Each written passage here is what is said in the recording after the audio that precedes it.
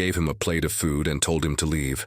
But the moment she found out who he really was, everything changed. In the harsh, unforgiving land of the frontier, a widow and a warrior cross paths, and their choices will set them on a journey they never expected. Thank you so much for watching and for all your comments. Let me know at the end if you liked the story, and where you're watching from and why you're following this. The wasteland stretched endlessly under the relentless sun of West Texas, a barren expanse where hope seemed to wither as quickly as the sparse vegetation. In the midst of this desolation stood a weathered wooden house, its paint long stripped away by sandstorms and scorching winds. This was the home of Margaret Maggie Hartwell, a 32-year-old widow, whose beauty had not faded despite 3 years of hardship and isolation. Her auburn hair, though often tied back in a practical bun, still caught the sunlight like burnished copper, and her green eyes held a fierce determination that had kept her alive when others would have surrendered to despair. Maggie stood on her creaking porch, shielding her eyes against the afternoon glare, as she spotted a figure approaching on horseback. Her hand instinctively moved to the rifle propped against the doorframe. Visitors were rare in this God-forsaken place and rarely brought good news. As the rider drew closer, she could make out his features. A Comanche warrior, his long black hair flowing behind him, his bronze skin glistening with sweat, his muscular frame moving with practiced ease atop his paint horse. He appeared to be in his early 30s, and despite her wariness, Maggie couldn't help but notice the striking nobility of his features and the powerful build of his shoulders and arms. The warrior raised his hand in a gesture of peace as he approached, but Maggie's grip on her rifle remained firm. Her late husband, James, had taught her never to trust easily out here, where the line between friend and foe blurred like mirages on the horizon. "That's close enough," she called out, her voice steady despite the rapid beating of her heart. "State your business or ride on." The Comanche brought his horse to a halt about 20 feet from the porch. His dark eyes studied her with an intensity that made her feel both vulnerable and strangely seen. "I mean no harm," he said in surprisingly clear English, though accented with the cadence of his native tongue. "I seek only water and perhaps food. I can pay." He gestured to a leather pouch at his side. Maggie's jaw tightened. She had heard stories of Comanche raids, of settlements burned and families torn apart. Yet this man came alone, unarmed except for a knife at his belt, and his horse looked as weary as he did. She thought of James, who had always said that mercy was what separated civilization from savagery, even as the wasteland had claimed his life during a drought 2 summers past. "Water's around back at the well," she said finally, lowering the rifle slightly but not setting it aside. "You can fill your canteen. As for food, I'll fix you a plate. But you eat it out here on the porch and then you go. I don't let strangers inside." Her voice carried an edge that came from too many lonely nights wondering if each sound outside was a threat.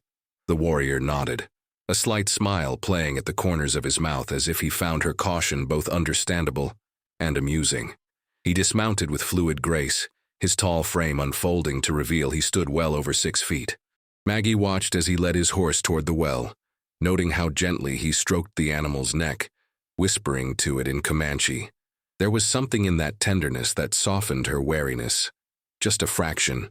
She went inside, her hands moving automatically to prepare a simple meal of beans, cornbread, and some dried venison from her dwindling supplies.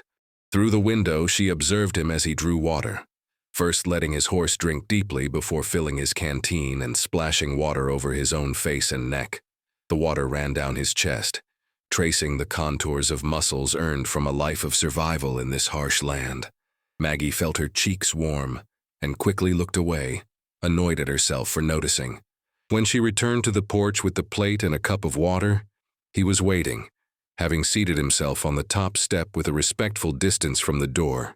He looked up as she approached, and for a moment, their eyes met.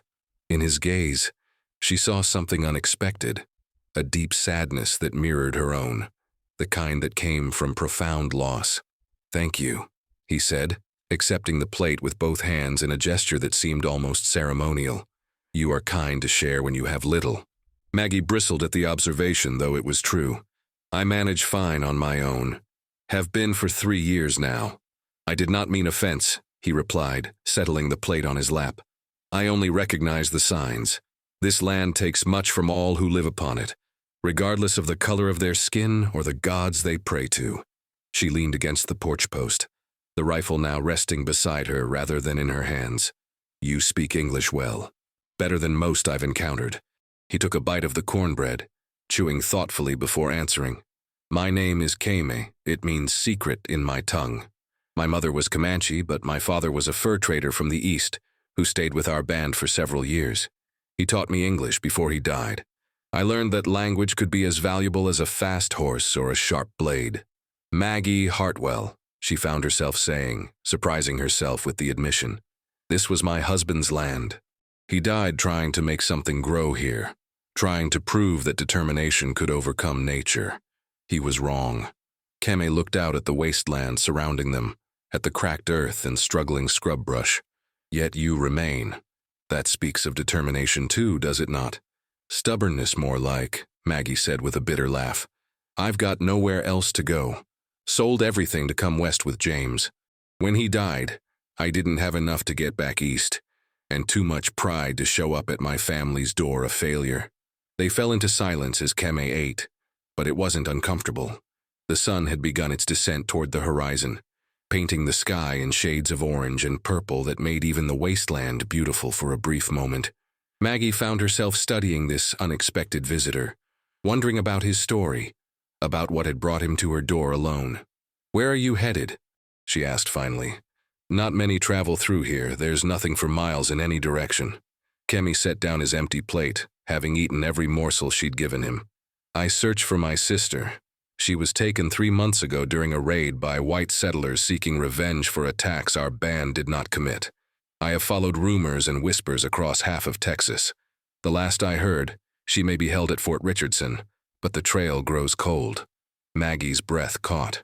She had heard of such raids, of the cycle of violence that spun endlessly between settlers and natives, each act of vengeance spawning another. A sister, she said softly. You've come a long way. She is all I have left, Keme said, and the pain in his voice was raw and real. Our mother died last winter from the coughing sickness, and our father, as I mentioned, has long been gone. She was taken from our camp while I was away hunting. When I returned, I found only destruction and her horse wounded but alive. I made a vow on our mother's memory that I would find her or die trying. The fierce devotion in his words struck something deep within Maggie's chest. She understood that kind of love, that willingness to sacrifice everything for family. It was what had kept her going after James died, the knowledge that he would have wanted her to survive, to live fully even in his absence. Fort Richardson is 3 days' ride northeast, she said, the words coming before she could question them. But you'll need supplies. The route crosses some rough territory, and there's only one reliable water source along the way. She paused, wrestling with herself. I could mark you a map, show you the safest path. Keem's eyes widened slightly, genuine surprise crossing his features. You would help me? A Comanche warrior seeking to infiltrate a U.S. Army fort? I'm helping a brother search for his sister, Maggie corrected, her chin lifting with a defiance that had become habitual. The rest is just details that complicate simple human decency. For the first time since his arrival, Keme smiled fully, and the transformation was remarkable. The hardness that had lined his face softened, revealing the man beneath the warrior, and Maggie felt her heart skip in a way it hadn't since James's death. She mentally shook herself, reminding herself that this was madness, that he would be gone by morning, that she was simply being neighborly in an unneighborly land. The map took longer to draw than Maggie had anticipated. As the last light faded from the sky, she found herself inviting Kame inside, though she kept her rifle within reach and positioned herself so she could see both him and the door. He sat at her small wooden table, his large frame making her modest furniture seem even more delicate, and watched as she sketched the terrain from memory on a piece of precious paper. Here, she said, pointing with a charcoal pencil, is where the land dips into a canyon. There's a spring at the bottom, but you have to know exactly where to look. Most travelers miss it and die of thirst before reaching the fort. Her finger traced a path. And here, you'll want to avoid this area entirely. There's a group of bounty hunters who've made camp there, men who don't ask questions before they shoot. Kemi leaned closer to study the map, and Maggie caught the scent of leather, sage, and something else uniquely him. She forced herself to concentrate on the task at hand, adding more details about landmarks and hazards. As she worked, Kemi began to speak, his voice low and thoughtful in the lamplight that now illuminated her small home. My sister's name is Ayana. It means eternal blossom in our language. She is 19 summers old, with hair black as a raven's wing and a laugh that could make even the sternest warrior smile. She loved to weave baskets and tell stories to the children. When she was taken, she fought like a mountain lion. I know this because the men who took her bore marks of her resistance. His hands clenched into fists on the table. I pray to the spirits that her fire has not been extinguished, that she still fights, still hopes that I will come for her. Maggie's hand stilled on the paper. She thought of her own loneliness, of nights spent talking to herself just to hear a human voice, of the crushing weight of isolation that threatened to break her spirit. She sounds remarkable. I'm sure she knows you're searching for her. That knowledge alone would give her strength to endure. You speak with the wisdom of one who has endured much herself, Kemi observed, his dark eyes studying her face with an intensity that made her pulse quicken. Tell me, Maggie Hartwell, what keeps your fire burning in this place of death and dust? The question caught her off guard. No one had asked her that, not in 3 years. Most people who passed through, on the rare occasions they did, offered pity or judgment, but never genuine curiosity about her inner life. She set down the pencil and met his gaze directly. Spite, mostly, she said with a rough laugh. Everyone said I couldn't survive out here alone. My family back in Virginia wrote letters begging me to admit defeat and come home. The neighbors who left after the drought told me I was a fool for staying. Even James, with his dying breath, told me to sell the land and start over somewhere else. She paused, her voice growing softer. But this place, as terrible as it is mine.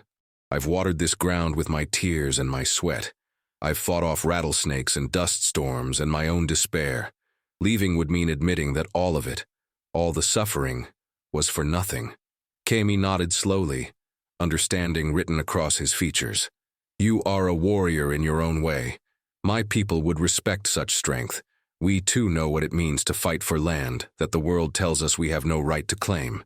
They talked long into the night, the conversation flowing with surprising ease between two people who should have been strangers, even enemies.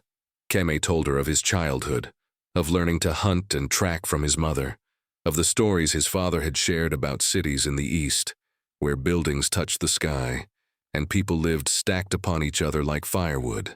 Maggie shared memories of her life before the West, of growing up in Virginia where green was the dominant color, and water fell from the sky with reliable regularity, of falling in love with James and his dreams of making a fortune in Texas land. He was a good man, Maggie said, her voice thick with emotion she rarely allowed herself to feel. Optimistic to a fault. He truly believed that hard work could overcome any obstacle. When the drought came, he worked himself nearly to death trying to dig a deeper well, trying to find water that simply wasn't there. His heart gave out one afternoon while he was digging. I found him collapsed in that damned hole, dirt still clutched in his hands. Cam reached across the table and after a moment's hesitation placed his hand over hers. The gesture was simple, but the warmth and comfort it provided was profound. He lives on in your strength, in your refusal to surrender. That is a worthy legacy. Maggie looked at their joined hands, at the contrast of his bronze skin against her pale fingers, and felt something shift inside her chest. It was dangerous, this connection forming between them, dangerous and foolish and completely impractical. Yet she didn't pull away. You should rest, she finally said, her voice barely above a whisper. You have a long journey ahead. You can sleep in the barn. It's not much, but it's shelter, and there's hay for your horse. Kemi squeezed her hand gently before releasing it. You have given me more than shelter, Maggie Hartwell. You have given me hope that kindness still exists in a world that seems determined to extinguish it.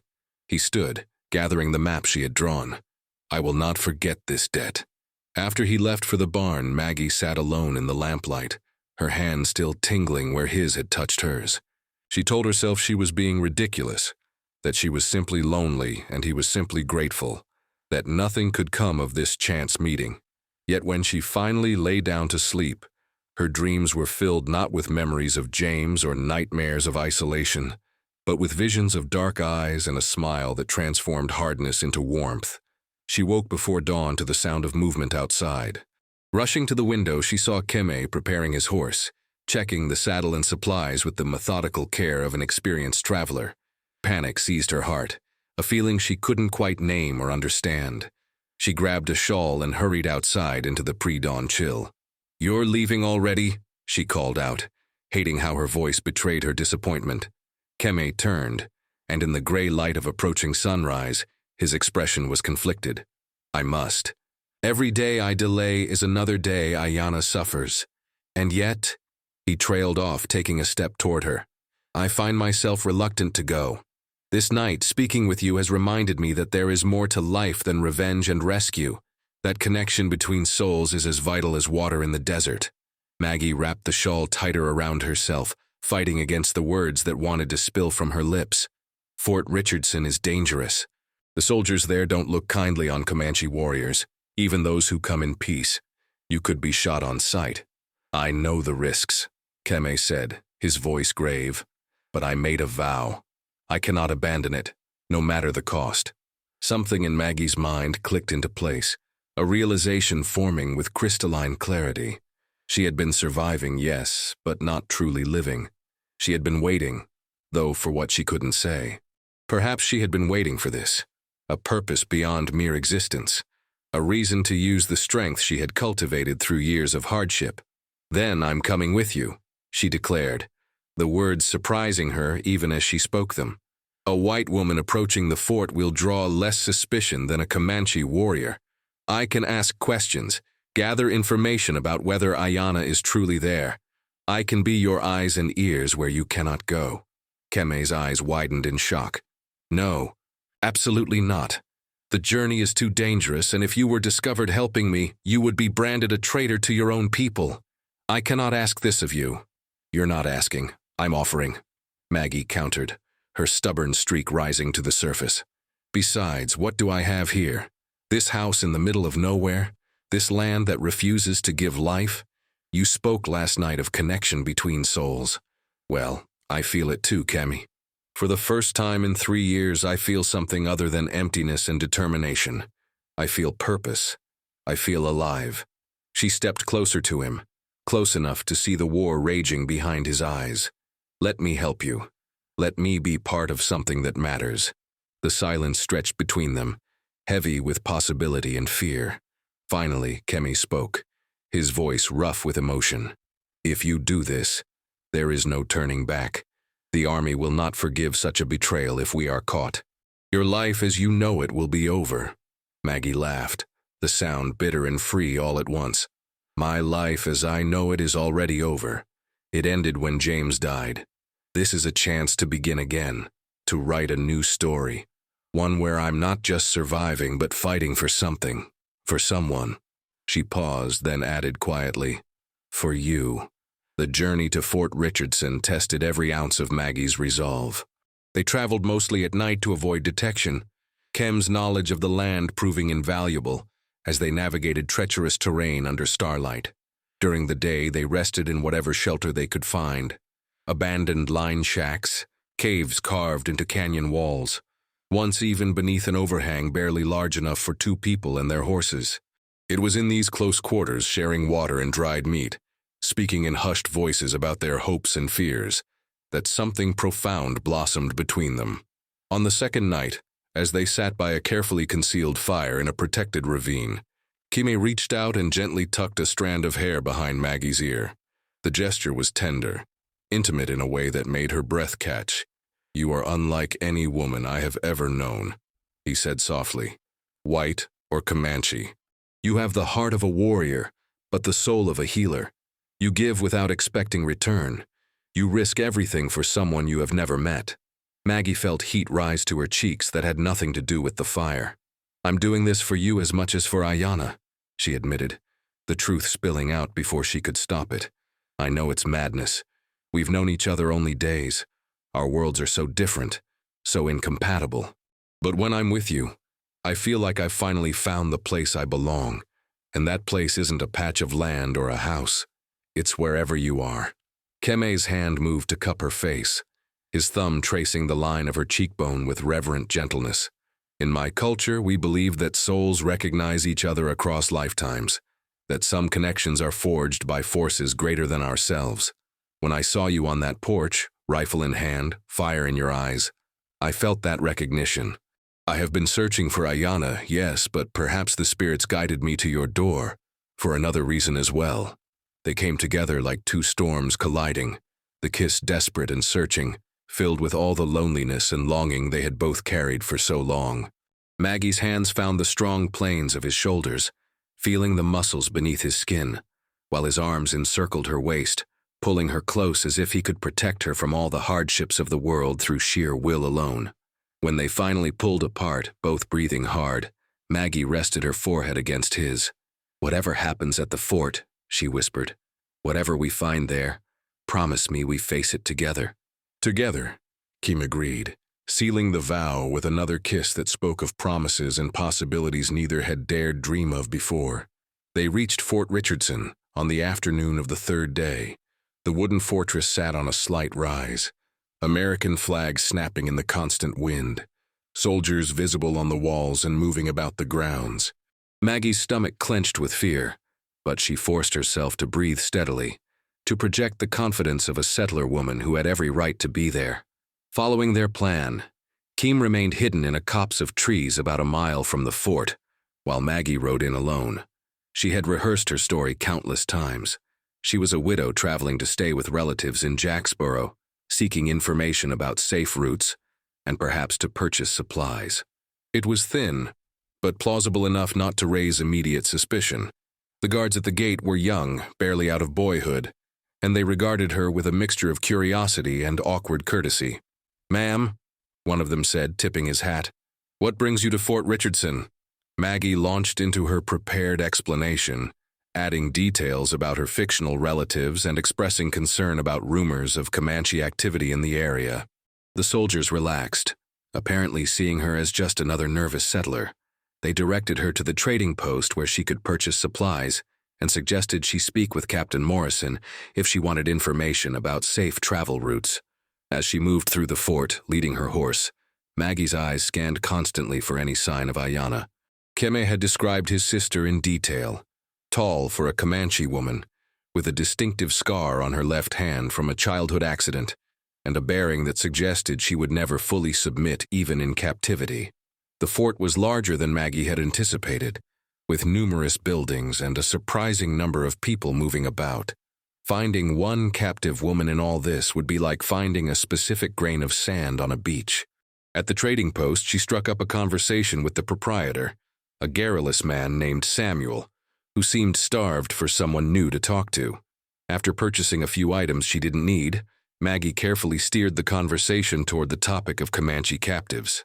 "Oh, we've got a few," Samuel said, lowering his voice as if sharing a secret. "Mostly men headed for trial, but there's one woman. Fierce thing she is. Tried to escape twice already. They keep her in the stockade now, separate from the others. Captain Morrison's been trying to get information out of her about Comanche movements, but she won't say a word, just stares at him like she's looking through his soul and finding it wanting." Maggie's pulse raced. That had to be Ayana. "How terrible," she said, injecting sympathy into her voice. "Where do they keep her? I can't imagine it's pleasant." Samuel pointed toward a squat building near the far wall of the fort. "Over there, in the punishment cells, poor creature. Though I suppose she's lucky to be alive at all, given what her people have done to settlers." Maggie bit back a sharp retort about what settlers had done to Comanche people, and instead thanked Samuel for his time. She left the trading post, her mind racing with plans. The stockade was heavily guarded, with at least 4 soldiers visible from where she stood. A direct approach was impossible, but perhaps there was another way. She found Captain Morrison in the fort's administrative building, a stern man in his 40s with gray threading through his dark hair and eyes that had seen too much violence. He received her politely enough, listening to her questions about travel routes and offering practical advice. Maggie played her role perfectly. The grateful widow, slightly helpless, deeply appreciative of his expertise and protection. "Captain," she said as she prepared to leave, "I heard you have some Comanche prisoners here. I must confess it makes me nervous knowing they're so close. Are they properly secured?" Morrison's expression hardened. "Completely secure, ma'am. Though I'll admit the woman is proving difficult. She's been here 3 months and hasn't spoken a single word of English, though I suspect she understands more than she lets on. We're hoping she'll eventually provide intelligence about Comanche movements and camps. 3 months is a long time," Maggie observed carefully. "Perhaps she needs a different approach. Sometimes a woman's touch, another female to talk to, might succeed where interrogation fails. I could try speaking with her if you'd like. I have some experience with difficult personalities." She smiled in a way she hoped conveyed harmless helpfulness. Morrison considered this, stroking his beard thoughtfully. "That's an unusual offer, Mrs. Hartwell, but I'll admit I'm running out of options. The Army wants results, and I have nothing to show for 3 months of effort. If you're willing to try, I'd be grateful. Tomorrow morning, perhaps? I'll arrange for you to have some time with her under guard supervision, of course." Maggie agreed, her heart pounding so hard she was certain he must hear it. She left the fort as the sun began to set, riding back to where Keme waited with news that was both hopeful and terrifying. She had found Ayana, but getting her out would require a plan far more dangerous than anything they had attempted so far. Keme's relief at learning his sister was alive warred with fury at her treatment. 3 months, he said, his voice shaking with barely controlled rage. 3 months she has been caged like an animal. "But she's strong," Maggie assured him, gripping his hands tightly. "The traitor said she's tried to escape twice. She hasn't given up, Keme. She's been waiting for you, just as you knew she would be. They spent hours formulating and discarding plans. A direct assault was suicide. They would be gunned down before they got close to the stockade. Waiting for a better opportunity might mean weeks or months more of Ayana's captivity." Finally, as midnight approached, Maggie proposed something so audacious it might actually work. "Tomorrow, I'm supposed to meet with her. What if I could create enough of a distraction that you could get to the stockade? The guards will be focused on whatever chaos I can cause. It won't give you much time, but it might be enough. You would be immediately suspected, arrested, possibly hanged," Kem protested. "I cannot ask you to sacrifice yourself this way. You're not asking. I'm choosing," Maggie said firmly. "And I won't be sacrificing myself. Once you have Ayana, you'll create your own distraction, something to pull the soldiers' attention away from me. In the confusion, I'll slip out and meet you at the rendezvous point we discussed." She pulled out the map she had drawn what seemed like a lifetime ago. "Here, by the hidden spring, we'll have horses waiting, supplies ready. By the time they organize a pursuit, we'll have a significant head start." The plan was riddled with holes and dependent on luck as much as skill, but it was their only real chance. Keme pulled Maggie into his arms, holding her as if he could somehow transfer his strength to her through the embrace. "If anything happens to you," he whispered into her hair, "if I lose you after just finding you, I will never forgive myself. Then we'll have to make sure nothing happens," Maggie said with more confidence than she felt. "We've come too far to fail now." The next morning dawned clear and hot. Maggie returned to the fort, her demeanor calm despite the terror churning in her stomach. Captain Morrison met her at the gate personally, escorting her to the stockade. "I appreciate you doing this, Mrs. Hartwell. I hope you understand the guards will need to remain close. These prisoners are dangerous, no matter how cooperative they might seem." "Of course, Captain. I completely understand." The stockade was dim and smelled of unwashed bodies and despair. In the furthest cell, Maggie saw her, Ayana. She was indeed tall and regal despite her circumstances, her dark hair matted but her eyes blazing with undiminished fire. When those eyes met Maggie's, there was a flash of something, recognition perhaps, or simply the acknowledgement of one strong woman seeing another. Maggie approached the cell slowly, aware of the 2 guards standing just behind her. She began speaking in a gentle voice, ostensibly trying to gain the woman's trust, but the words she chose were carefully selected. "You must miss your family terribly. I lost my husband not long ago, so I understand loneliness. But I've learned that sometimes hope comes from unexpected places. Sometimes help arrives just when we think all is lost, like a secret carried on the wind. At the word secret, Keme's name in English, Ayana's eyes widened fractionally. She understood.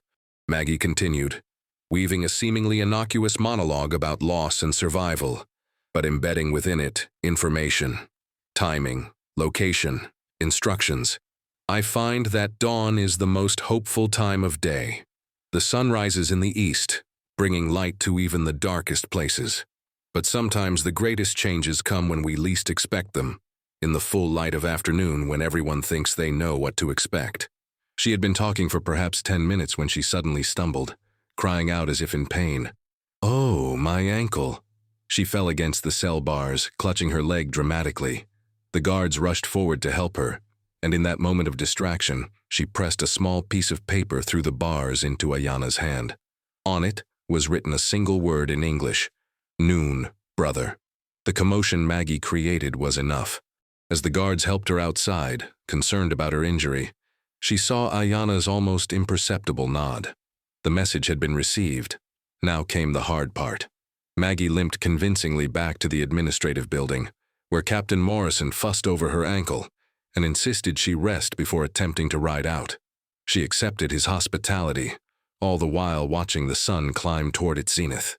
At 15 minutes before noon, she excused herself to use the privy, a small building behind the main complex. Instead of entering, she circled around to the fort's ammunition storage, where she had noticed earlier that hay bales were stacked carelessly close to the wooden wall. Her hands shook as she struck the match, but her resolve was iron. The hay caught quickly, flames spreading with terrifying speed. She ran, shouting, "Fire! Fire in the ammunition storage!" at the top of her lungs. The effect was instantaneous and chaotic. Soldiers poured from every building, officers screaming orders, men running with buckets toward the well. In the pandemonium, no one noticed one widow slipping toward the back gate, but someone had noticed. As Maggie reached her horse, a voice called out behind her, "Mrs. Hartwell, what a coincidence finding you here!" It was Captain Morrison, his hand on his pistol, suspicion written across his face. "The fire started awfully conveniently, right after your visit to our Comanche prisoner. Care to explain?" Maggie's mind raced. She could lie, but Morrison wasn't a fool. She could try to run, but he'd shoot her before she made it 10 feet. Or she could bet everything on the truth, or at least a version of it. "Captain, I'm sorry, but that woman doesn't deserve to be caged. No one does. Whatever her people have done, she's been separated from her family for 3 months. I know what it's like to lose everything. I couldn't stand by and do nothing." Morrison's face flushed with anger. "You've committed treason, Mrs. Hartwell. You've aided an enemy of the United States. I could have you hanged for this." "You could," Maggie agreed, her voice steady despite her fear. "But is that really who you want to be? A man who hangs widows for showing mercy?" The standoff was broken by a tremendous explosion from the direction of the stockade. Morrison's head whipped around, and Maggie saw flames and smoke rising from that section of the fort. Kime had succeeded. In Morrison's moment of distraction, Maggie kicked her horse into motion, galloping toward the chaos rather than away from it. Soldiers dove out of her path as she rode straight toward the burning stockade, where she saw 2 figures on horseback emerging from the smoke, Kimi and Ayana. "Ride!" Kimi shouted, and the 3 of them thundered toward the fort's east gate, which stood open as soldiers battled the dual fires. Gunshots rang out behind them, bullets whizzing past, but they rode low and fast, and within moments they were beyond the fort's walls, racing across the open prairie toward freedom. They rode for hours without stopping, pushing their horses to the limit, until they reached the hidden spring where they had cached supplies and fresh mounts. Only then did they dismount, gasping for breath, checking each other for injuries. Miraculously, they were all unharmed, though Ayana's wrists bore the raw marks of shackles recently removed. Kemi embraced his sister, both of them speaking rapidly in Comanche, tears streaming down their faces. Maggie stood apart, giving them their moment, but then Ayana pulled away from her brother and approached Maggie. Without a word, she took Maggie's hands in hers and pressed them to her forehead, in a gesture of deep respect and gratitude. When she finally spoke, her English was accented but clear. My brother told me what you risked for me, a stranger. I have no words adequate to express my thanks. You have given me back my life and my freedom. Your brother gave me a reason to live again," Maggie replied, her voice thick with emotion. "Helping you was the least I could do." As the sun set on that day, painting the sky in brilliant shades of orange and gold, the three of them made camp by the spring. They couldn't return to Maggie's house. The army would search there first. They couldn't rejoin Kemi's band immediately. The army's retaliation would be swift and brutal. For now, they were fugitives, outsiders to both their worlds, bound together by choice and circumstance. But as Maggie sat beside Kemi, his arm around her shoulders and his sister safe on his other side, she felt something she hadn't experienced in years: complete and utter peace. She had burned every bridge behind her, abandoned the life she had known, become a traitor to her own people. And yet, looking into Kemi's eyes, seeing the love and admiration reflected there, she knew she would make the same choice 1,000 times over. "Where will we go?" she asked softly, as stars began to appear in the darkening sky. Kemi pulled her closer, pressing a kiss to her temple. "West, into the mountains where the army rarely ventures. There are valleys there where we can build a life, where the three of us can start anew. It will not be easy, but when has anything worthwhile ever been easy?" Ayana, understanding more than her limited English suggested, smiled and spoke in Comanche. Kim translated, "She says that in our culture, when a woman saves a warrior's family, she becomes family herself. She calls you sister now and welcomes you to our small tribe." Maggie felt tears prick her eyes, but they were tears of joy rather than sorrow. "Tell her I'm honored. Tell her that I've never had a sister before, and I couldn't ask for a better one." That night, as Ayana slept peacefully for the first time in months, Kemi and Maggie sat together under the vast expanse of stars. He took her hand, threading his fingers through hers, and spoke the words that had been building in his heart since the moment he saw her on that weathered porch in the wasteland. "Maggie Hartwell, you came into my life like a thunderstorm in the desert, unexpected and transformative. You have shown me that love does not recognize the boundaries that men draw between peoples. You have proven that courage is not the absence of fear, but the willingness to act despite it. I cannot offer you the life you left behind, the safety and comfort of your own people, but I can offer you my heart, my protection, my devotion for whatever days the spirits grant us. Will you walk this path with me, not as a woman helping a stranger, but as my partner, my equal, my beloved?" Maggie's answer came without hesitation, spoken with a certainty that resonated in her very bones. "I already burned down my old life, quite literally. I'm ready to build a new one, with you, wherever that path leads. Yes, Kemi, 1,000 times yes." They sealed their promise with a kiss that tasted of smoke and freedom and new beginnings. In the distance, they could hear the faint sounds of soldiers searching. But the sounds grew fainter with each passing hour. By dawn, they would be deep in territory those soldiers feared to venture. By the next full moon, they would reach the mountains where Kemi knew of hidden valleys and forgotten trails.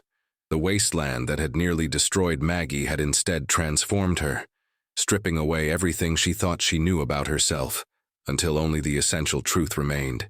She was strong, she was capable, and she was worthy of love.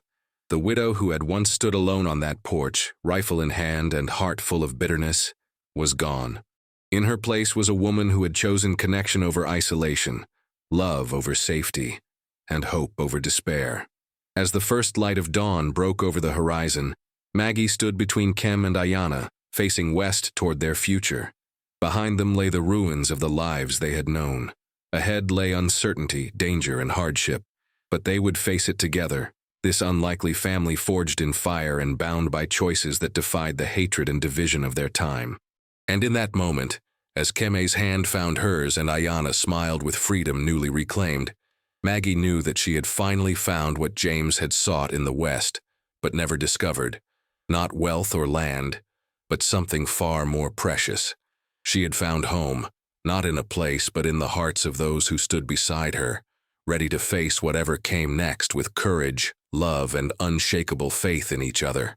The wasteland had tested her, nearly broken her, But ultimately it had led her exactly where she needed to be.